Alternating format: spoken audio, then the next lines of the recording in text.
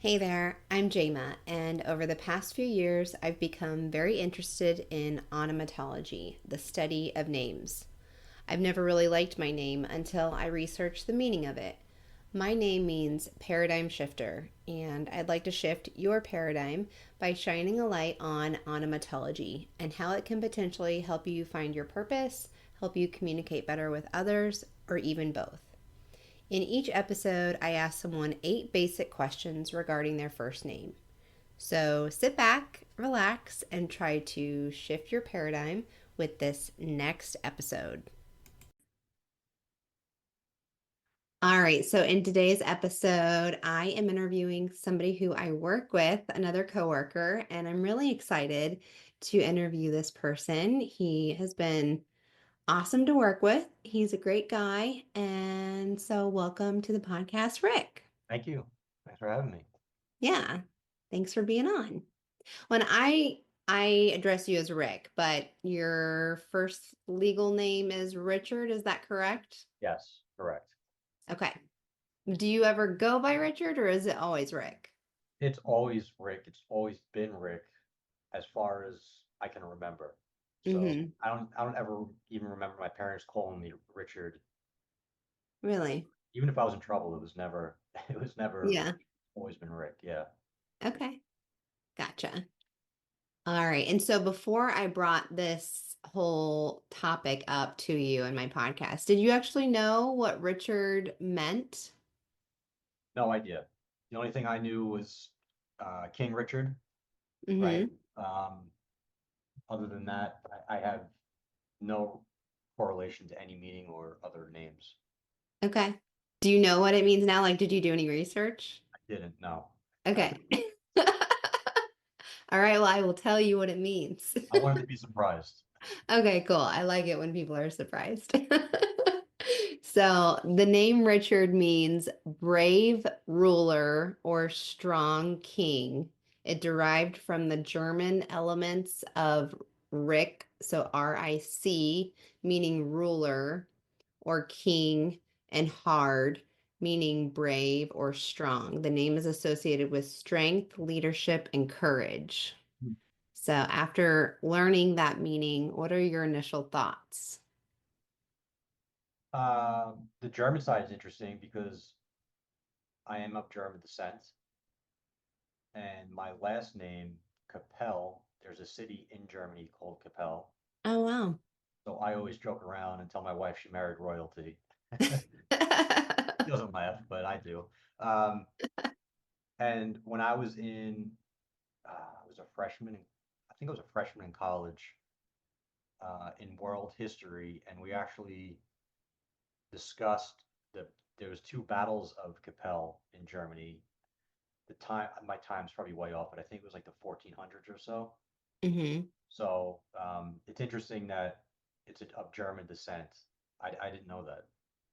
Yeah, cool. And Do then you like that meaning? yeah, I mean it sounds like a good meaning. I mean it's not bad, but no, it Yeah. sounds good. It's interesting. It's kind of in a weird way a confidence booster. Hmm. Um, like we said, I've never used my name Richard unless it was legal documentation or things like that. But I think it puts like a little bit of a purpose behind the name now. Yeah. Would the people that are closest to you in your life, would they use the word brave or strong to describe you? I'd say I think so in certain situations, yes. Um,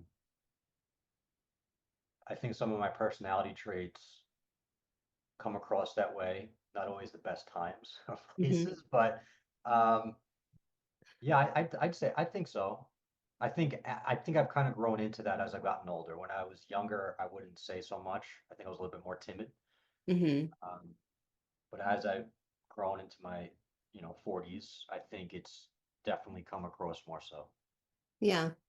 Okay. I mean, Nice. to expand on that, I think Hmm. I play sports, so I think when I'm on, playing the sports, it definitely comes across. But I used to take a back seat in everything else in like a personal life and a business life. I never wanted to be no pun intended, the one in front of the camera. I always tried to be the one behind the camera. Mm-hmm. But as I've gotten older, I think, yeah, it's become more prevalent. Okay. Nice. I like it. Right. Well, do you know how your parents chose your name? I don't actually. I know my middle name, Brian, was chosen after a hockey player, Brian Trottier, Okay. but I don't know how they came up with my first name. I never asked them that. I should ask Yeah. them. Yeah, Some you some should. good That'd be a topic. good, that would be a good conversation to have for sure. Yeah, Well, and your middle name, Brian, means high or noble. So you have like you have a strong first name and a strong middle name for sure. that's interesting. Yeah. Does the spelling matter? Not really, not necessarily. Okay, because I know But some. that's a good question though, because like if you take the name Aaron, like there's an Aaron and then an Erin, those two names are completely different and mean something completely different, even though they sound the same. So it just kind of depends on which name you're talking about. But like Brian, if you spelled it Bryan or Brian, it's still the same meaning. Okay, okay. Because Yeah. I'm BRY, so I didn't know if it was a difference. Yeah. Okay. And have you ever wanted to change your name? Like thinking about when you were a teenager or like younger, did you ever have the thought in your mind come up and say like, "Oh, I hate my name," or "I wish I had a different name"? I never liked the name Richard. I never Really? liked. Yeah. Um, Why not? I don't. As I was when I was a kid, my one of my next like two doors down from me, my best friend, his name was Richard. Hmm. Um, I just didn't want to go by Richard. I just always liked Rick. I think it was just because when I was little, my parents always went that way. My Yeah. grandparents told me Rick, all my friends, my teachers, everybody. Richard was, like mentioned earlier, only used on like legal documentation or the state testing or things like that. Hmm. Um, Even to this day, before this discussion, when I go to the doctor and like Richard, I'm like, sometimes I have to double take because I'm like, are they really calling me? Because that's how rarely the name's been used. Oh, yeah. So, but yeah, I wanted to change it legally to Rick at one point, but Hmm. I didn't want to go through the effort at the same time because I mean, it doesn't really matter because everyone knows me by Rick anyway. So Yeah. Is there any other name that's not Rick or Richard that you actually really like that you wouldn't mind having? I never really thought about that. It's kind of hard for me to say that because every time I think of a name, I correlate it with somebody else or another person. Mm, So yep. um, I can't really think of any names that I would like that I can't put some type of either a positive or a negative tone on. Okay. So So that's if kind you of, were forced to change your first name, you don't know what you would change it to? I really haven't put much thought into that. It's okay. No, I don't know. I like There's a Brian. I like the Y, Bryan. I think it's different. yeah. Um, it's funny because when I meet a lot of people for the first time, sometimes I speak really fast, and when I say Rick, they think I say Greg. So I've been called Oh, Greg a really? lot. Yeah, Yeah. How do you feel when somebody mispronounces your name? doesn't bother me. Um, every time someone calls me Greg, I think it's funny because it's probably something I'm saying because Yeah. it's not just one person, it's several people, but it really Hmm. doesn't bother me at all. Okay. All right. And I know that you just learned the meaning of your name. So it hasn't really been you haven't been aware of the meaning for that long. But do you think that brave or strong, do you think that perspective, those words have had any relevance on the way that you act or the way that you see the world around you? That's a good question. I think so. You know, as you know, when you have a family and trying to take care of people. There's certain situations where you have to show up and be brave even when you don't want to, like, and be strong even when you don't want to. So Yeah. yeah, I think the past couple of years that's come out a little bit further. Um, I'm originally from New York, live in Houston now, so saw a lot of stuff happen in New York through, just growing up, being in the city, and 9/11, COVID, Mm. which was I know COVID was different everywhere you were in the country, but Yeah. kind of growing up through some of those experiences forces you to be brave and strong. Hmm. Um, and a lot of, like, in those, like, 9/11, the fear of the unknown, and I think I was 20 or 21 at the time. Were you in New York City when 9/11 happened? I was not. I was in Long Island, but close enough to see the smoke and have the F-16s flying overhead and military everywhere. So that was scary, but that also, obviously there was millions of people who went through that, but it kind of forces you to be strong and be brave, because I mean, that's the ultimate fear, right? That's not like a regular day in the walk in the park. That's the ultimate fear. You don't know what's happening. It's under attack. What's going on? And no, it's complete chaos. But I Yeah. think kind of experiencing that at a adult, but a very young adult age, put things in a little bit different perspective for me. Hmm. Um, and it allowed me to, so when other situations kind of come up, that trumps everything, right? Yeah. And then I'll be honest, like, one of the scariest times of my life was moving from New York to Houston with my wife and kid, and a dog in tow, halfway Yeah. across the country, not knowing if it's going to work, taking a chance. So that's a point where the bravery and being strong has to shine through, even if you're not.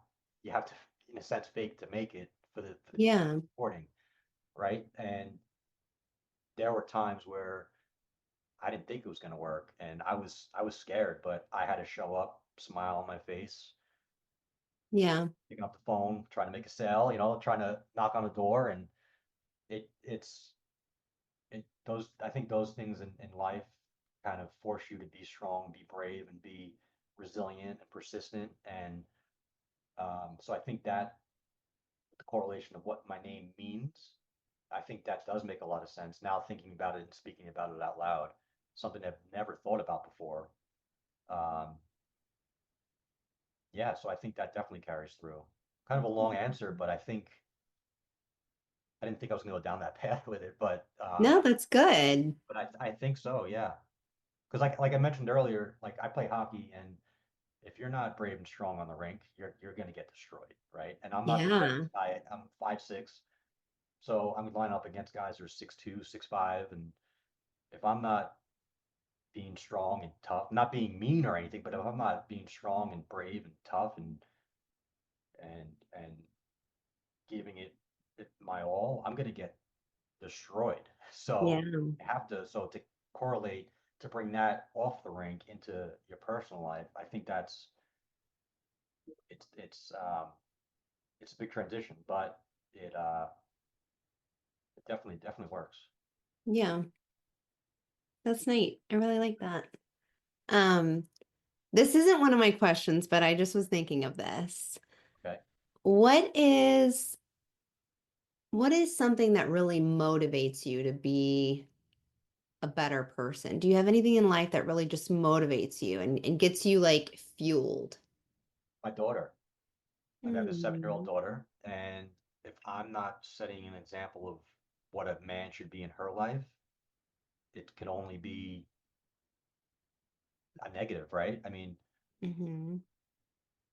I gotta be the best person I can be for her and for my wife.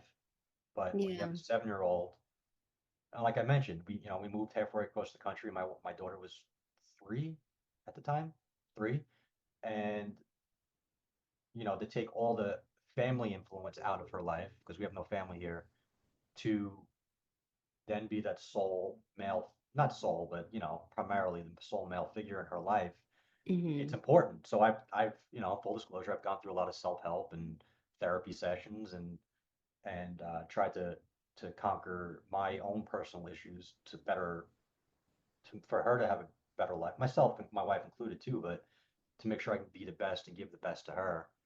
And I've done, the self-help books like David Goggins. I don't know if you're familiar with him, but that Yeah, I've book, heard of him. It Can't Hurt Me, that was a life changer, that book. Cool. Um, but it's funny when you say, did you ever think of another name, David, after reading his book? I mean, Hmm. that's a name that like now has a positive correlation. But Mm. yeah, I think, yeah, kind of lost track a little bit, but It's okay. what was the question again? I'm sorry, I went off on What's like your biggest motivator? What oh, what motivates motivates? you? Yeah, it's yeah, it's the home life. It's having to support my wife and my daughter. My wife doesn't work, Mhm. so I'm the sole provider.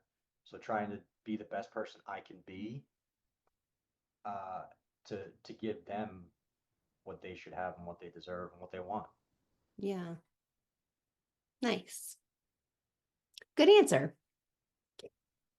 All right. So my last question. When I first started this podcast, I was curious about what was like the best-selling book of all time, and it happens to be the Bible. And I thought it was interesting that in the Bible, it actually mentions like quite a few people having their name changed. It says that Sarai, her name was changed to Sarah. Abram was changed to Abraham, and Saul even was changed to Paul. There's a couple other people too. I was just curious about what your opinion was about why the name changes were mentioned. Um, I don't know if this has any relevant relevance to it, but is it similar to that of when people were going to Ellis Island for changing names for not only not only ease of documentation, but for acceptance? Is is that possibly part of it? Because some of those Could names are be. common, so people might relate better to those names than a name maybe they're not familiar with.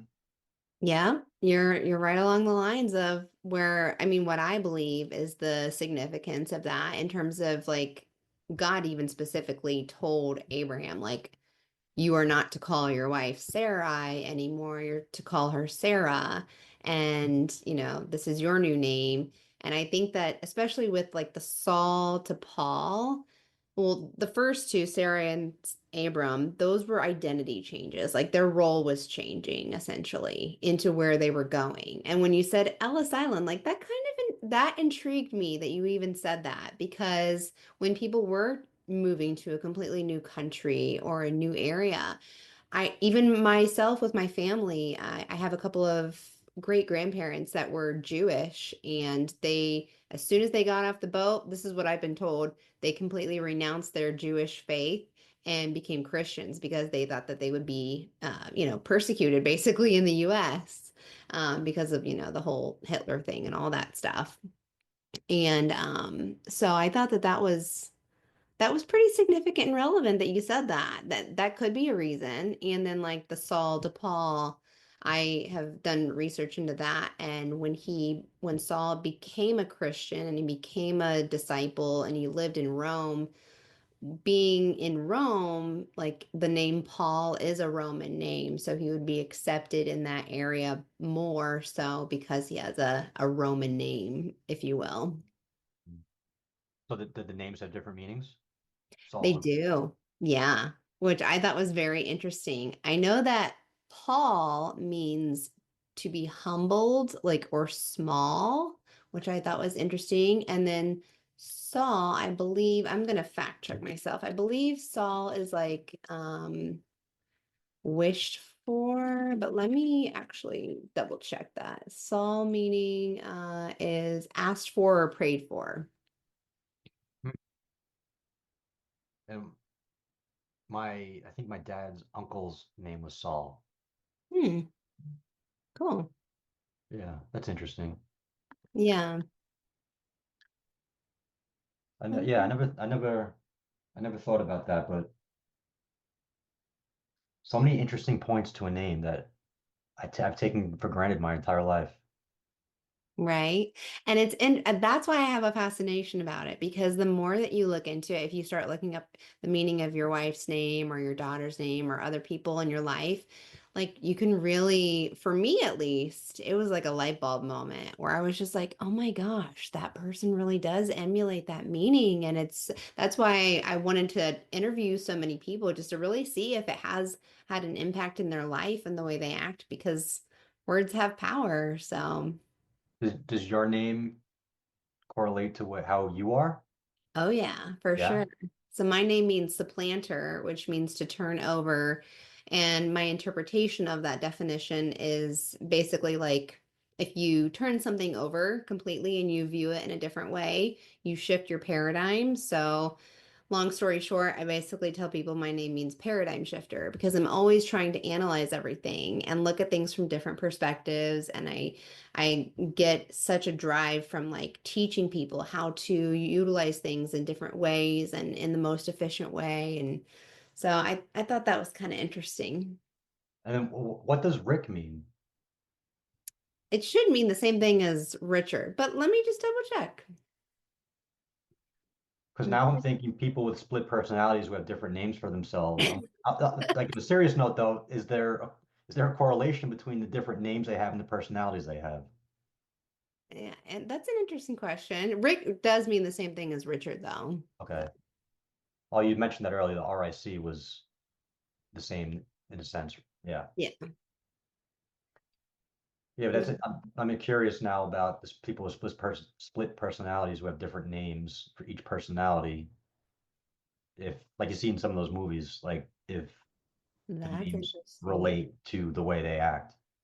Yeah, yeah, for sure. I didn't even think about that. I can't, Interesting. the M. Night Shyamalan movie, I think it's called Split. Have you seen that? No, his movies freak me out. I haven't seen an M. Night Shyamalan movie in forever. I think it's called Split, but Okay. there's one character who plays like seven or eight different personalities, each with a different name. Oh, interesting. I'll have to watch it now. Good, good movie. Okay. Do you have any other questions for me? No, I don't. This was extremely interesting. I'm going to pay more attention to the names around me now and try to see if how they all line up and then do some research on my own. Cool. That makes me happy. And you know what? I'm glad that you said that because I do want to mention one other thing. And I've told a few people in sales about this. I think now I would love to be proven wrong about this. I think that I have multiple theories about understanding the meaning of a name. One theory is that I believe you could use it as a tool to have more sales. Because when you're trying to be effective with your communication, when you're talking to people and getting to know your prospects and what they want, you obviously know their first name. So if you start looking up the meaning of your prospects' first names and really like it's not manipulation and it's not playing at the meaning of their name because you have to be very like obviously it's more complex than just saying like okay this person's name means this so that means they're that way. But I think if you use it in a way to where I guess I could give you an example. So like the name David means beloved, so I have a couple of friends named David, and they are just wonderful to talk to. Like they are just so nice. And I don't know, like I think about the conversations that I've had with them and where they get most enjoyment or where they light up or where they, like have just a better, more effective engagement with you. You can kind of like use it as a tool to just get to know people better. And even if like you like were talking to them and you said like you know what the meaning of their name is, you can like engage with them on a whole other level. So it kind of connects you more with that person. So I Great don't know. That's icebreaker just one of too. my theories. No, that's interesting. I think it's a great icebreaker too. Yep, it is for sure. Hmm. I now you got me thinking about all my prospects' names now and how I'm gonna re-engage with them. I would be curious. Yeah, for sure. That's cool. Yeah. All right. Well, thank you so much for doing this with me. I appreciate it. Thank you. That was fun. All right. I'll talk to you later. Hi, Jamin. Thank you. Bye. Bye bye.